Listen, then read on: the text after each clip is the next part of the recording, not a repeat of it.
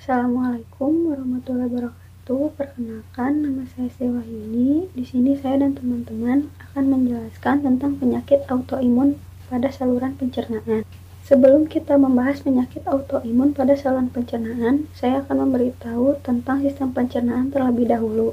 Saat kita makan, pasti kita akan memproses makanan dari makanan itu menjadi potongan-potongan atau serpihan kecil sehingga makanan dapat terurai dan dapat dicerna oleh tubuh.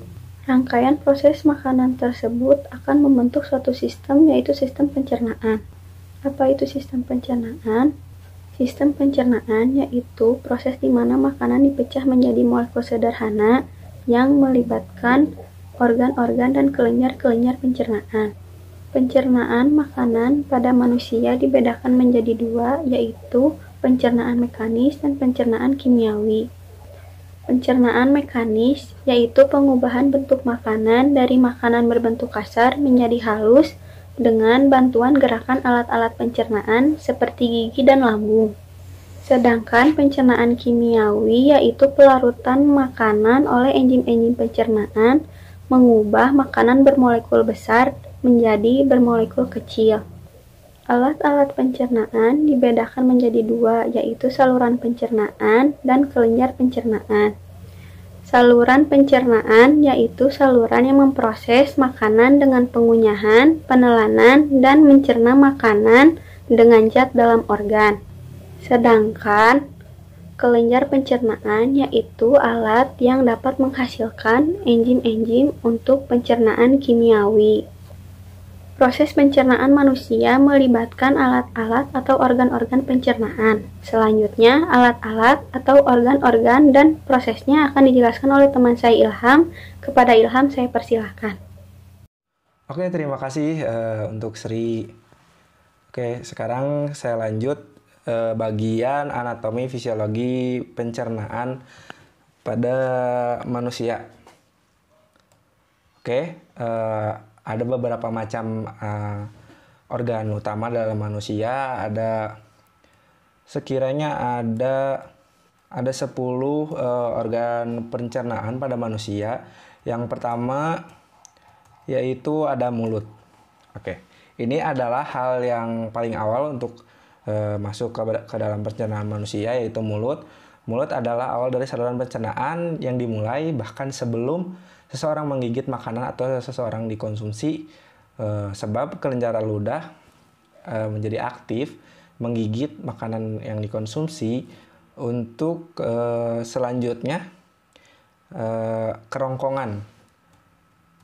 Oke, kerongkongan, tugas kerongkongan yaitu menerima makanan dari mulut saat seseorang menelan serangkaian kontraksi otot pada kerongkongan yang disebut peristaltik mengantarkan makanan ke dalam lambung. Untuk selanjutnya yaitu lambung. Lambung yaitu merupakan organ berongga yang berfungsi untuk menampung makanan saat sedang dicampur dengan enzim di lambung. Enzim-enzim tersebut nantinya akan melanjutkan proses pencernaan makanan menjadi bentuk-bentuk yang dapat digunakan atau dapat dicerna. Usus halus. Usus halus ini terdiri dari 3 bagian, yaitu duodenum, duodenum, dan ileum. Kelima ada pankreas. Organ ini berfungsi untuk mengeluarkan enzim pencernaan dalam duodenum yang memecah protein, lemak, dan karbohidrat. Yang selanjutnya ada hati. Hati memiliki banyak fungsi, tapi tugas utamanya yaitu sistem pencernaan yang memproses nutrisi yang diserap untuk pencernaan lemak dan beberapa vitamin. Yang ketujuh ada kantong empedu. Kantong empedu merupakan penyimpanan atau pengkonsentrasian empedu dari hati. Kemudian melepaskan ke duodenum atau usus kecil yang membantu menyerap pencernaan lemak. Yang ke-8 ada usus besar. Usus besar ini bertanggung jawab untuk memproses limbah sehingga mengosongkan usus di dalam tubuh. Rektum merupakan bagian tubuh yang memiliki menerima feses dari usus besar dan memberitahukan bahwa feses yang harus dikeluarkan. Ada anus. Anus yaitu bagian terakhir di mana saluran pencernaan ini sepanjang 2 inci, terdiri dari otot dasar panggul, 2 sphincter anal, dan internal juga eksternal. Lapisan anus ini bagian atas mampu mendeteksi isi rektal yang memungkinkan seorang untuk mengetahui apakah isi cairan gas atau padat. Untuk selanjutnya akan dijelaskan oleh Anindita. Dipersilahkan. Baik, terima kasih Ilham Reja. Selanjutnya saya akan menjelaskan tentang penyakit autoimun yang terjadi dalam saluran pencernaan, yaitu inflammatory bowel disease. Inflammatory bowel disease adalah penyakit autoimun yang ditandai dengan peradangan pada saluran pencernaan. Karena termasuk penyakit autoimun, inflammatory bowel disease adalah kondisi yang terjadi ketika sistem kekebalan tubuh atau sistem imun secara keliru menyerang tubuh sendiri. Inflammatory bowel disease merupakan penyakit idiopatik yang diperkirakan melibatkan reaksi imun dalam tubuh terhadap saluran pencernaan. Penyakit ini terbagi menjadi dua tipe. Yang pertama ada ulcerative colitis dan yang kedua ada Crohn disease. Seperti namanya, ulcerative colitis hanya terbatas pada kolon saja, sedangkan Crohn disease mencakup semua segmen daripada traktus gastrointestinal dari mulut sampai anus. Yang pertama ada ulcerative colitis. Pada ulcerative colitis, inflamasi dimulai dari rektum dan meluas sampai kolon bagian proksimal dengan cepat, melibatkan hampir seluruh bagian dari usus besar. 25% dari kasus ulcerative colitis perluasannya hanya sampai rektum saja, dan sisanya biasanya menyebar ke proksimal dan sekitarnya.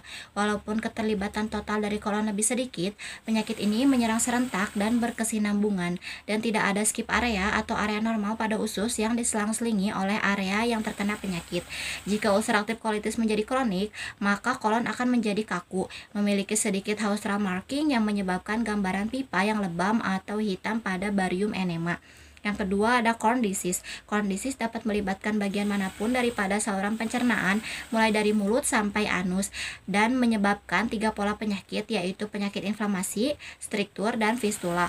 Walaupun jarang terjadi, Crohn disease dapat melibatkan bagian saluran pencernaan yang lebih proksimal, seperti mulut, lidah, esofagus, lambung, dan duodenum. Selain itu, Crohn disease tidak berkesinambungan dan memiliki skip area antara satu atau lebih dari area yang terkena penyakit.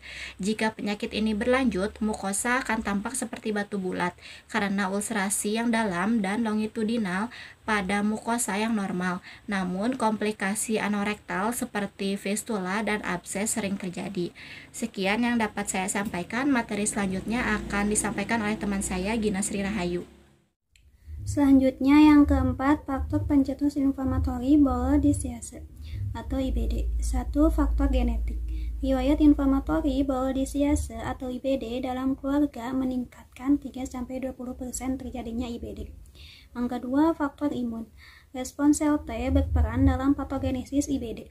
Adanya disfungsi pada jalur imun menyebabkan terbentuknya proses inflamasi kronik pada usus. Yang ketiga, faktor mikroba. Mikroba dalam usus terbentuk dalam 2 minggu pertama kehidupan dan cenderung stabil. Yang kelima, ada faktor risiko IBD. 1. Ada usia dan jenis kelamin. Berdasarkan usia antara 15-40 tahun, sedangkan berdasarkan jenis kelamin, perempuan lebih banyak daripada laki-laki pada Crohn disease dengan mayoritas usia akhir masa remaja sampai dewasa awal sehingga menunjukkan peran faktor hormonal.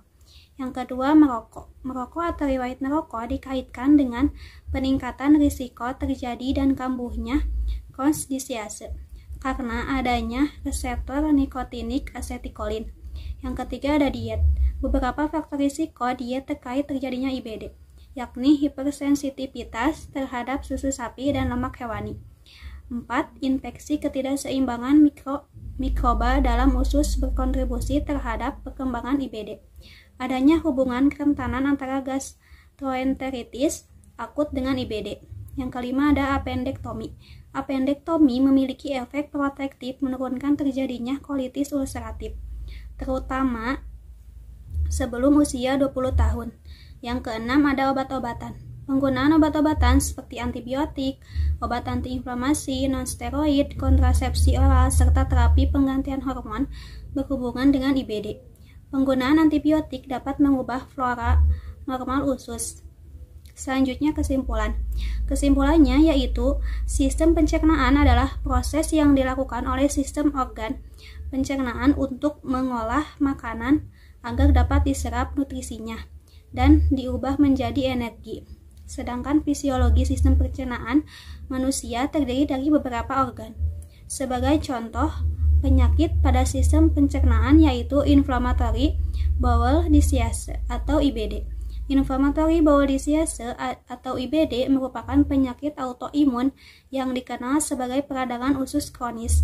Penyakit ini bisa mengakibatkan komplikasi hingga kematian bagi penderitanya. Cukup sekian dari kelompok kami. Mohon maaf jika banyak kurang dan salahnya. Sekian dan terima kasih.